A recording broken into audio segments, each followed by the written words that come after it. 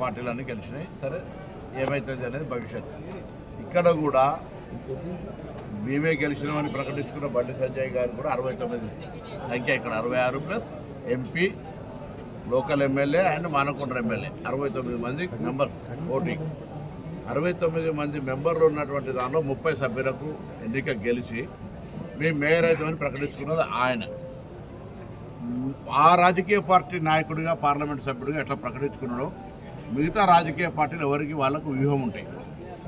రాజకీయాల్లో ఎన్నికల సందర్భంగా భారతీయ జనతా పార్టీ ఏ విధంగా వాళ్ళ పొత్తున్న పార్టీలను కూలగొట్టింది, అవినీతి పరిణామాల పార్టీలు చేంజ్ చేసుకుని ఎట్లా పూరితమైనరు, ఇదంతా చర్చ ఇది సందర్భం కాదు. కానీ ఒకటి మాత్రం చెప్తాను, తప్పకుండా పొలిటికల్ పార్టీగా గతంలో కూడా కరీంనగర్ మేయర్కు మేము 13 సీట్లు గెలిచినప్పుడు కూడా మేము మేయర్ అయినాం కరీంనగర్కు సంబంధించి.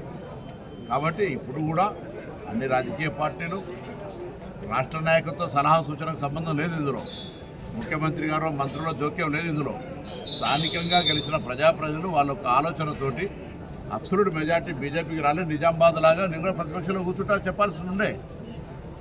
అక్కడ కూడా 60కి 28 వచ్చినాయి, ఇక్కడ 69కి 30 వచ్చినాయి. దానికి పెద్ద మేము గెలిచినామని జెండా పాచినామని మీరే జెండా ఊపారు కదా. మేము అన్నామా?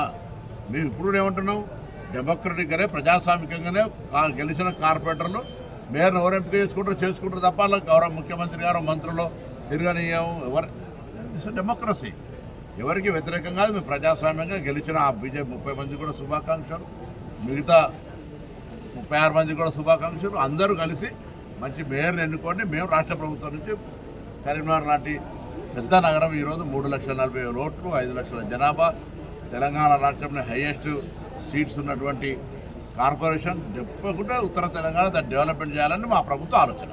దానికి అనుగుణంగా మంచి ఒక కోఆర్డినేషన్ పాలకవర్గం ఉంటే బాగుంటుందని ఆకాంక్ష పడడం లోపల పొరపాటు ఎట్లయితే నాకు అర్థం కాలేదు. మేము ఎవరికి వ్యతిరేకం కాదు, ఎవరిని పదవులకి దించే ప్రయత్నం చేస్తలేము. మీకు అబ్సల్యూట్ మెజార్టీ ఉంటే మేము అడ్డం పడతలేము. మేము అందుకే మేము ఎవరికి ఖిలాఫ్ కాదు. మాకు సంబంధించిన స్థానిక నాయకత్వం వాళ్ళకు సమన్వయం చేసుకుంటున్నప్పుడు మా పార్టీ తరఫున కూడా అందులో ఒక ఆలోచన కొనసాగుతుంది తప్ప రాజకీయంగా లబ్ధి పొందాలి, రాజకీయంగా ముందుకు పోవాలనే ఆలోచన ఉండడం లోపల పొరపాటు ఎట్లయితే నాకు అర్థం కాదు. రైట్. 69లో 35 ఉన్నాయి కదా, వాళ్ళకు 35 ఉన్నాయని వాళ్ళు చెప్తున్నారు. అయిపోయాక మళ్ళీ ఎందుకు 35 ఉన్నాయన్న తర్వాత ఎవరు ఇప్పుడు కాదన్నారు. మళ్ళీ మీరే అడుగుతారు కదా, మీరు అవుతారట కదా అని వాళ్ళని కాకుండా చేస్తున్నాడు, మీరే అడుగుతారు కదా. వాళ్ళు అవుతారన్నాక ఇంకేం కావాలి? కొత్త పాలక వర్గానికి అభివృద్ధి చేయడానికి మేము తప్పకుండా సహకరిస్తాం. ఈ జిల్లా మంత్రిగా వై క్వశ్చన్ రైజింగ్ అవకాశం ఉందా మీకు? అదే మళ్ళీ అట్లంటే మేము తప్పకుండా రాజకీయ పార్టీగా ప్రయత్నం చేస్తామంటే తప్పే ఉన్నది. నేను ఆయన లెక్క బల్ల గురించి చెప్తలేం కదా, కావాలని ఆకాంక్షిస్తున్నామని చెప్పినా. ఎవరు రాజకీయ పార్టీగా కావద్దని మేము కోరుకొని అంటామా? మేము డిమోరలైజ్ చేస్తామా? మా వాళ్ళ ఆలోచన అట్లుంది కాబట్టి మేము ఎండార్ చేస్తాం. నిజామాబాద్లో బీజేపీ ప్రతిపక్షం అంటున్నారు, కరీంనగర్లో కూడా బీజేపీ. నేను అట్లనే జరిగిన ఎగ్జాంపుల్ చెప్తాను. మీరు అంటారు కదా మేము ఏదో గుంజుకుంటున్నామంటే, అక్కడ ఆయన ప్రతిపక్షానికి పోయినప్పుడు ఇక్కడ కూడా అబ్సల్యూట్ మెజార్టీ లేదు, అక్కడ కూడా అబ్సల్యూట్ మెజార్టీ లేదు. మీరు గుంజుకుంటున్నామని చెప్పేటువంటి ఆరోపణ తప్పు అంటున్నాం. అట్లా ఎవడమంది గుంజుకుంటలేడు. ప్రజలు అబ్సల్యూట్ మెజార్టీ ఇవ్వలే. అబ్సల్యూట్ మెజార్టీ ఇవ్వాలి. మీరు అట్లా 4 ఇండిపెండెంట్ కలుపుకున్నారు, వీళ్ళు కూడా మిగతా అదే అనైతికం కదా. మరి అంటే బీఆర్ఎస్తో కలిసిపోతున్నారా ఇక్కడ కరీంనగర్? నేను అవన్నీ ఏం చెప్పాను. అందుకని ఏమవుతుందో కూడా నాకు తెలియదు, ఏమవుతుందో కూడా తెలియదు. కానీ ఎవరిని నిందించడం తప్పనే ముచ్చడం చెప్పారు. ఇప్పుడు మేము నిజంగానే అందరం కలిసి మేము ఆయన కాకుండా చేస్తూ మేము అవుతున్నామని కూడా చెప్తలేను. నేను I'm not endorsing that. But political పార్టీగా ఏదైనా జరగడానికి అవకాశం ఉందని చెప్తా ఉన్నా. మీరు అబ్సల్యూట్ మెజార్టీ లేదు నిజామాబాద్ లాగా ఆయన అట్లా పోతారు, ఇక్కడ మీరు దాన్ని అబ్సల్యూట్ మెజార్టీ ఉన్నాడు, మీరే జెండా ఎగరేసి మీరే జెండాలు చూపెట్టినరు. ఇలా మళ్ళీ అదేదో రాకుండా ఉండుంటే మాత్రం వెంటనే ఇంకోరు బ్లేమ్ చేసే ప్రయత్నం ఎందుకు అని అడుగుతున్నా. ఎవరిని బ్లేమ్ చేయదలుచుకున్నారు? ఎవరిని బ్లేమ్ కావాలి? ఇప్పుడు గెలిచిన కార్పొరేటర్ల అభిప్రాయం, ఆయా రాజకీయ పార్టీలు వాళ్ళ అభిప్రాయాలకు ఎండార్ చేస్తారు. ఇది పొరపాటు కాదు. నేను అడుగుతున్న ఒకటే మాట, మీరు అపవిత్ర పొత్తు అంటున్నారు కదా. అరే నేను అందుకే చెప్తున్నా కదా, మీ పార్టీలు చేరితే పునీతము, వేరే పార్టీలు చేస్తే అపవిత్రమైతే ఎట్లయితుందో నాకు అర్థం కాలే.